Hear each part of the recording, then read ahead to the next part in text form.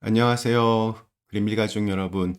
오늘 수요일 아침, 오늘도 이렇게 매일 한 말씀으로 또 오늘 하루를 시작하는 모든 분들에게 여러 가지로 힘들고 어려운 일들이 우리의 삶을 피폐하게 만들기도 하지만 잘 참고 견디고 인내하셔서 하나님께서 예비하고 계시는 그러한 은혜와 축복들 꼭 경험하실 수 있기를 간절히 기원합니다. 자, 오늘 저희는 야고보서 5장 우리 7절에서 12절 말씀으로 함께 이 아침 시작하도록 하겠습니다. 야고보서 5장 7절에서 12절 말씀. 그러므로 형제들아 주께서 강림하시기까지 길이 참으라. 보라 농부가 땅에서 나는 귀한 열매를 바라고 길이 참아 이른 비와 늦은 비를 기다리나니 너희도 길이 참고 마음을 굳건하게 하라. 주의 강림이 가까우니라. 형제들아 서로 원망하지 말라. 그리하여야 심판을 면하리라. 보라 심판주가 문 밖에 서 계시느니라. 형제들아 주의 이름으로 말한 선지자들을 고난과 오래 참음의 본으로 삼으라. 보라 인내하는 자를 우리가 복되다 하나니 너희가 욥의 인내를 들었고 주께서 주신 결말을 보았거니와 주는 가장 자비하시고 긍휼히 여기시는 이시니라. 내 형제들아 무엇보다도 맹세하지 말지니 하늘로나 땅으로나 아무 다른 것으로도 맹세하지 말고 오직 너희가 그렇다고 생각하는 것은 그렇다 하고 아니라고 생각하는 것은 아니라 하여 정죄 받음을 면하라. 아멘. 네, 우리 현대 사회는 속도전입니다. 무엇이든지 빠른 결과를 얻고 싶어 합니다. 그러나 빠른 것을 좋아하는 시대의 특징은 인내를 찾아보기가 힘들어진다는 겁니다. 우리의 신앙은 인내와 깊은 관련이 있습니다. 인내하지 못하면 신앙생활은 불가능합니다.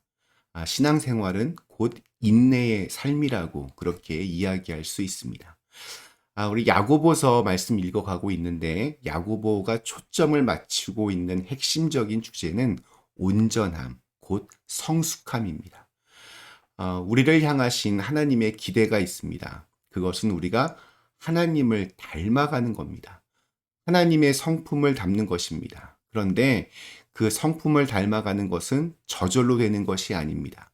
값비싼 대가를 지불해야 합니다. 그 대가를 지불하는 과정이 바로 인내입니다.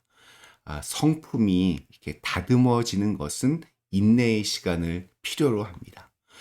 어려움 속에 이렇게 빠져 있을 때 좀 우리가 경험하게 되는 가장 쉬운 시험 중에 하나가 9절 첫 문장에 나옵니다. 형제들아 서로 원망하지 말라. 뭔가 이렇게 어려운 일을 당하면 환경이나 다른 사람들을 이렇게 탓하는 것이 가장 손쉬운 방법입니다. 삶이 힘들 때 가장 빠지기 쉬운 죄가 원망과 불평입니다. 다 남의 탓으로 돌립니다. 그러나 야고보는 아무리 부당한 대우를 당해도 악에 대해서 직접 저항하지 말라고 합니다. 특별히 힘들고 어려울 때 우리의 혀를 조심하라고 합니다. 말로 죄 지으면 안 됩니다. 원망과 불평은 말로 죄를 짓는 겁니다. 관계 속에서 그래서 뭔가 어려움이 오면 말을 좀 하지 않는 것이 줄이는 것이 그것이 좋습니다. 오늘 읽은 말씀에서 우리 야고보는 인내를 강조하기 위해서 아주 핵심적인 두 인물을 예로 듭니다. 바로 농부와 욥입니다. 농부, 그러면 인내가 떠오릅니다. 농사를 짓는 사람들은 성급하지 않습니다. 농사 짓는 사람들은 인내할 줄 압니다. 씨를 뿌리고 그 다음 열매가 맺힐 때까지 기다릴 줄을 압니다. 구약의 욥은 인내의 아이콘입니다. 고난 속에서 인내하며 마침내 승리한 그러한 인물입니다. 농부와 욥을 통해 주시려는 메시지는 인내입니다. 그런데 단순히 인내만 강조하지 않습니다. 무조건 참으라고 하지 않습니다. 인내로 인해서 주어질 좋은 결과를 강조하고 있습니다. 인내할 때 인내한 사람에게만 주는 축복이 반드시 있다는 것입니다. 그냥 인내, 그냥 무작정 참으라는 것이 아닙니다. 인내했을 때 하나님 편에서 반드시 주실 열매가 있기 때문에 참으라고 하시는 겁니다. 우리 삶의 좋은 것은 이렇게 인내함을 통해서 주어집니다. 자, 그렇다면 누가 인내할 수 있을까? 오늘 말씀이 아주 중요한 포인트입니다. 종말론적인 신앙을 가지고 있는 사람입니다. 우리 7절에는 형제들아 주께서 강림하시기까지 이리 참으라라고 합니다. 주께서 강림하시기까지입니다. 우리 8절 뒤에 보면 주의 강림이 가까우니라. 또 우리 9절도 보라 심판주가 문 밖에 서 계시느니라. 심판이 매우 임박하다는 것입니다. 그러니까 종말론적인 시각은 역사의 끝이 반드시 온다는 겁니다. 끝은 반드시 있습니다. 우리는 흔히 이 고난이 언제나 끝날까 이렇게 말하지만 끝날 때가 반드시 옵니다. 현실적으로 이렇게 어려움들이 계속 휘몰아치면 힘이 듭니다. 인내의 한계가 오기도 합니다. 그러할 때 믿음으로 멀리 볼 수 있는 눈, 그 끝을 볼 수 있는 눈이 열려서 현재의 어려움을 이겨내야 합니다.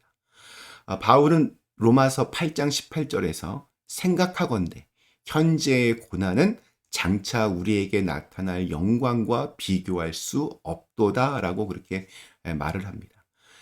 바울의 삶은 고난의 연속이었습니다. 그러나 그는 현재의 고난과 미래에 다가올 영광 사이에 그것을 비교를 하면서 현재의 고난과 비교할 수 없는 영광을 볼 수 있었기 때문에 현재의 고난에 몰두하지 않고 미래에 다가올 영광에 집중하는 삶을 살았습니다.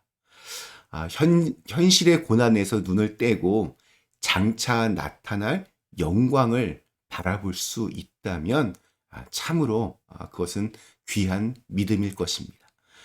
장차 다가올 영광을 보니 오늘 현재의 고난이 참 크긴 하지만 다가올 영광에 비하면 너무나 작다는 것을 깨닫게 되는 것입니다. 믿음은 그 영광을 바라볼 줄 아는 것입니다. 이 마지막 때는 버텨냄의 영성이 필요합니다. 인내는 누구도 대신해 줄 수 있는 것이 아닙니다. 인내는 내가 하는 것입니다. 누가 도와주는 것은 그건 인내가 아닙니다. 하나님은 물론 우리를 도와주실 수 있지만 때로는 조용히 하나님도 참으시면서 우리의 인내를 바라보고 계십니다. 인내는 내 몫입니다. 그리고 인내를 통해서 하나님께서 주시고자 하는 축복이 있습니다. 하나님은 이 마지막 때에 우리를 단련시키십니다. 그래서 더 많은 환난을 주시기도 하십니다. 그렇게 우리를 이렇게 빚으시고자 하는 목적이 분명히 있습니다. 오늘 말씀에 그 이름이 등장했던 욥 하면 가장 먼저 떠오르는 구절이 욥기 23장 10절 말씀입니다. 그러나 내가 가는 길을 그가 아시나니 그가 나를 단련하신 후에는 내가 순금같이 되어 나오리라. 우리의 신앙이 진짜라는 것은 시험 속에서 증명됩니다. 그러니까 진짜 믿음을 가진 사람들은 힘들수록 더 그 진가를 발휘합니다. 참는다라고 하는 것은 힘없고 무능한 사람들이 어쩔 수 없이 무기력하게 아무것도 하지 않는 것이 아닙니다. 하나님의 최종 심판을, 최후 승리를 믿는 사람들의 가장 적극적인 행위가 참는 것입니다. 하나님께 속했기 때문에 힘든 삶을 살지만 하나님께 속하였기 때문에 하나님께서 반드시 우리의 삶을 책임져 주실 것이라는 믿음으로 참아내는 것입니다. 하나님께서 이기게 하실 결말을 믿고 그렇게 나가는 겁니다. 그러한 믿음을 우리 11절에서 이렇게 증언합니다. 보라, 인내하는 자를 우리가 복되다 하리니 너희가 욥의 인내를 들었고 주께서 주신 결말을 보았거니와 주는 가장 자비하시고 긍휼히 여기시는 이이시니라. 네, 오늘 우리에게 주신 하루, 어떠한 경우에서라도 믿음의 길에서 포기하지 않고 인내하며 그렇게 승리하실 수 있기를 간절히 기원합니다. 우리 잠시 함께 기도하시겠습니다. 자비로우신 하나님, 때로는 참으로 견디기 힘든 어려운 순간들이 우리를 무겁게 할 때도 있지만 장차 다가올 영광을 바라보면서 하나님께서 이 모든 과정 속에서 함께 하시고 또한 최후 승리를 예비하고 계심을 우리가 믿고 한 걸음 한 걸음 믿음의 길을 담대하게 걸어갈 수 있도록 인도하여 주시옵소서. 예수님의 이름으로 간절히 기도드리옵나이다. 아멘.